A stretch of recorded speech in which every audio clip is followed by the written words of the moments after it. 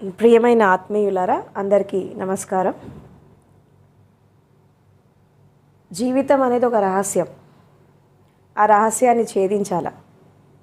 జీవితం అనేది అనిర్వచనీయమైనది, ఒక మహోన్నతమైనది. సకల జీవరాశులలో ఎస్పెషల్లీ మానవ జీవితం అనేది చాలా విశిష్టమైనది, విలక్షణమైనది. ఈ జీవితాన్ని ఎవరైతే అర్థం చేసుకొని జీవిస్తారో, ఈ జీవితం యొక్క అర్థ పరమార్థాన్ని ఎవరైతే తెలుసుకుంటారో, వాళ్ళు జీవితం యొక్క పదాన్ని చాలా స్పష్టంగా అర్థం చేసుకుంటారు. జీవితం అంటే సింపుల్గా చాలామంది ఏమనుకుంటారంటే పుట్టినప్పటి నుంచి చనిపోయేదాకా చేసేటటువంటి ఒక యాత్ర అనుకుంటారు. అంటే పుట్టడం, పెరగడం, చదువు, ఉద్యోగాలు, పిల్లలు, సంసారం, ఇంకొంచెం ముందుకెళ్తే అనేక రకాల కష్టాలు, బాధలు, రోగాలు, ఆఖరికి మరణం. మెజారిటీ పీపుల్ అంటే ప్రపంచంలో పుట్టినటువంటి ప్రతి ఒక్క వ్యక్తి జీవితం అంటే ఏమనుకుంటారంటే ఇది అనుకుంటారు. అంటే జనన మరణాల మధ్య కాలమే జీవితం అనుకుంటారు. పుట్టినప్పటి నుంచి చనిపోయేదాకా జీవితంలో జరిగేటటువంటి సంఘటనలు ఏవైతే ఉన్నాయో అదే లైఫ్ అనుకుంటారు. బట్ అది కూడా లైఫే, కానీ అది 20% మాత్రమే. 80% లైఫ్ ఏంటి? మనం దాన్ని ఎలా జీవించాలి? మనిషి అంటే కేవలము శరీరం కాదు, మనిషి అంటే కేవలం మనసు కాదు, మనిషి అంటే కేవలం భావాలు, ఇమోషన్స్, అరిషడ్ వర్గాలు ఇది కాదు. మనిషి అంటే కేవలం శ్వాస కాదు, శక్తి కాదు. అసలు మనిషి యొక్క నిజమైనటువంటి స్వరూపం ఏంటి, మనిషి యొక్క నిజమైనటువంటి తత్వం ఏంటి అని ఎవరైతే ఒక సత్యం కోసం, ఒక ధర్మం కోసం అన్వేషణ చేస్తారో, బయట అన్వేషణ కాదు, అంతరన్వేషణ, ఇన్నర్ జర్నీ. అంటే జీవితంలో 2 రకాల ప్రయాణాలు ఉంటాయి. ఒకటి బాహ్యంగా ఉంటుంది, రెండవది అంతరంగంలో ఉంటుంది. బాహ్య ప్రయాణం మనం ఎక్కడి నుంచి చేస్తాము? స్వయం నుండి ప్రపంచానికి. అంతర్ ప్రయాణం ఎలా చేస్తాము? ప్రపంచం నుండి స్వయానికి. ప్రపంచం నుండి స్వయానికి చేసేటటువంటి యాత్ర ఏదైతే ఉందో అది ఇన్నర్ జర్నీ. తర్వాత స్వయంని మర్చిపోయి ప్రపంచపరమై మనం ఎప్పుడైతే జీవిస్తామో అది ఔటర్ జర్నీ, అది బహిర్యాత్ర. ఈ 2 యాత్రలని ఎవరైతే అర్థం చేసుకొని, అంటే అంతరము, బాహ్యము, ఈ రెండింటిని ఎవరైతే అర్థం చేసుకొని ఒక బ్యాలెన్సింగ్గా తీసుకెళ్తారో, ఒక సిస్టమేటిక్గా తీసుకెళ్తారో, అంటే ఇటు పదార్థాన్ని అటు పారమార్థికాన్ని ఎవరైతే బ్యాలెన్సింగ్గా తీసుకెళ్తారో, అటు physical world and inner world రెండింటిని కలుపుకొని ఎవరైతే వెళ్తారో వాళ్ళకి జీవితం అంటే అర్థమవుతుంది. జీవితం అనే పదంలోనే అర్థం ఉంది. ఏంటంటే జీవి ప్లస్ తత్వం.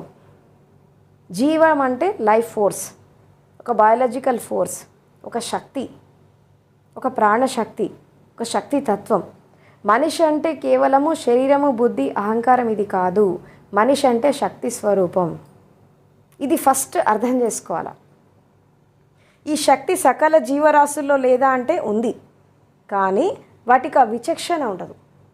అంటే మొత్తం ఈ సకల సృష్టిలో మానవ జన్మ ఎందుకు విశిష్టమైనది, మనిషి ఎందుకు విశిష్టమైనవాడు అని ఎందుకు అంటారంటే, వీళ్ళు తమలో తాము అంతర్ముఖమై తమలో ఉండేటటువంటి శక్తియుక్తులని జాగృతం చేసుకొని మనిషి యొక్క తత్వాన్ని దాటి ఒక విశ్వ మానవుడిలాగా, విశ్వ నరుడిలాగా ఎదగలుగుతాడు. ఎందుకంటే ఆ కెపాసిటీ, ఆ పొటెన్షియాలిటీ ప్రతి ఒక్క వ్యక్తిలో ఉంటుంది. దాన్ని ఏమంటారంటే జీవిత వికాసం అంటారు. ఈ సంపూర్ణమైనటువంటి జీవిత వికాసాన్ని చేసుకొని ఎవరైతే శరీరాన్ని, మనసుని, ఇంద్రియాలని, బుద్ధి, అహంకారాన్ని, శ్వాసని, ప్రాణశక్తిని దాటి తన లోపల ఉండేటటువంటి చైతన్యాన్ని ఎవరైతే తెలుసుకుంటారో వాళ్ళకి నిజమైనటువంటి జీవితం అంటే అర్థమవుతుంది.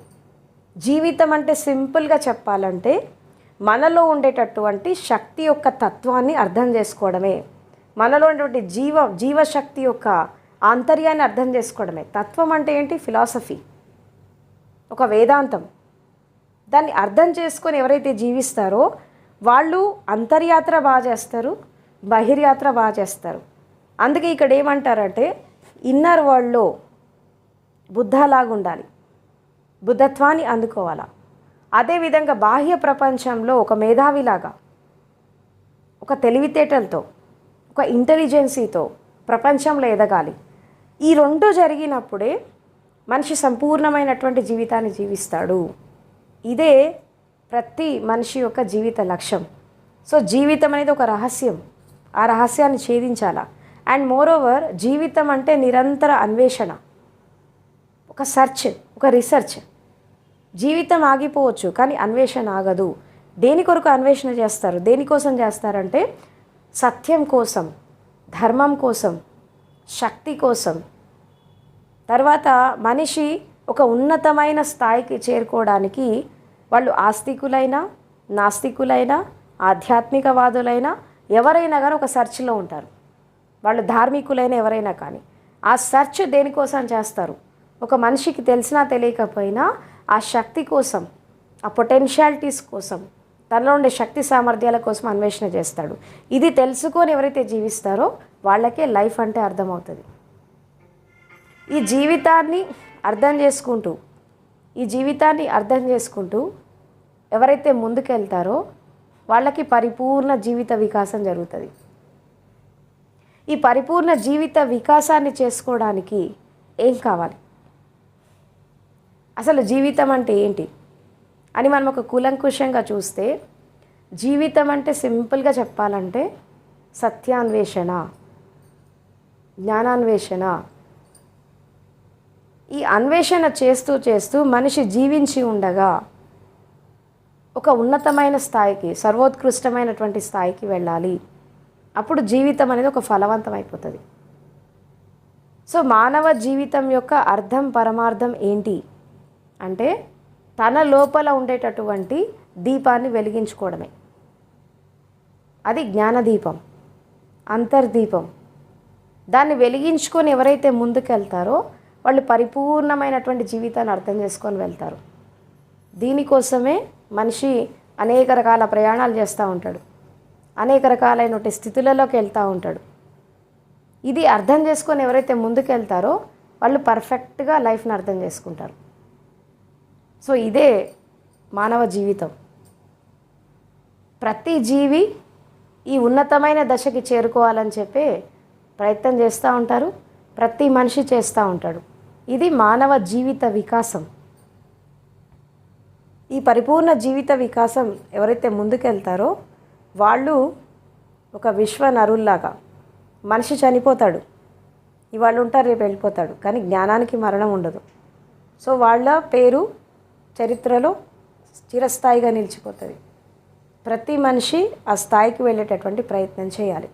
దానికోసమే మానవ జీవితం వచ్చింది.